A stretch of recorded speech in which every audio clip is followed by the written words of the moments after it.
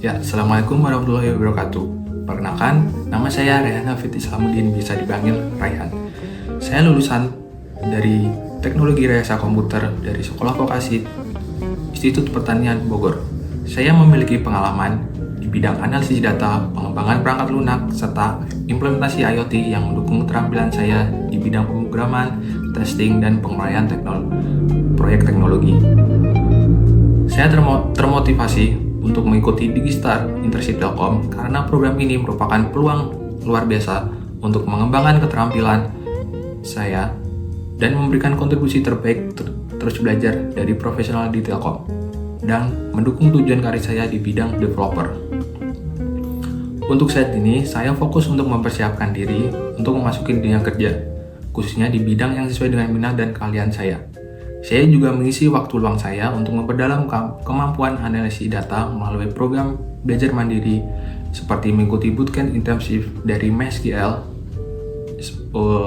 Data Analyst pada bulan September sampai 2024 untuk meningkatkan bahasa pemrograman SQL dan Python saya. Lalu untuk proyek yang menurut saya menarik, pada bulan Agustus hingga bulan Desember 2023, saya menjalani magang selama 6 bulan di Badan Standarisasi Instrumen Pertanian. Selama magang, saya ditunjuk sebagai ketua tim untuk mengembangkan proyek bertema implementasi teknologi berbasis IoT untuk monitoring dan kontrol pada sistem hidroponik di greenhouse.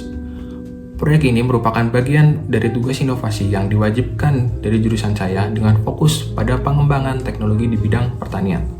Hasil dari proyek ini mendapatkan apresiasi yang tinggi sehingga setelah magang saya ditawari untuk menduplikasi sistem sebanyak 20 unit. Ini menjadi salah satu pencapaian terbesar saya dalam hidup saya dan membuktikan bahwa solusi yang saya tawarkan dapat memberikan dampak yang nyata.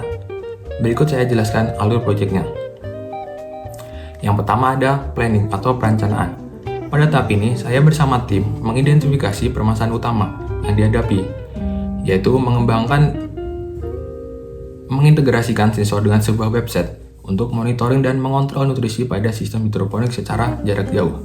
Tujuannya, mengubah proses manual menjadi otomatis yang lebih efisien. Saya melakukan observasi lapangan, wawancara dengan pihak terkait, serta menganalisis kebutuhan sistemnya. Setelah itu, saya memilih metode Agile dengan kerangka kerja Scrum untuk mengelola proyek ini agar dapat dilakukan secara bertahap dan iteratif. Lalu ada tahap analisis. Dalam tahap ini saya mengumpulkan kebutuhan fungsional dan non-fungsional dari sistem. Contohnya ada fungsional sensor untuk memantau nutrisi pada hidroponiknya. Lalu ada penggunaan website yang user friendly untuk akses data secara real time.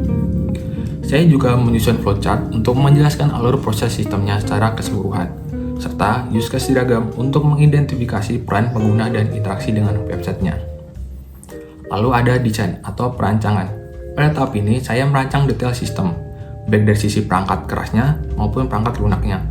Pada perancangan hardware-nya, saya membuat blok diagram untuk mempermudah perancangan sistem elektroniknya, termasuk penggunaan microcontroller dan sensor yang dikalibrasi untuk membaca nutrisi pada sistem hidroponik.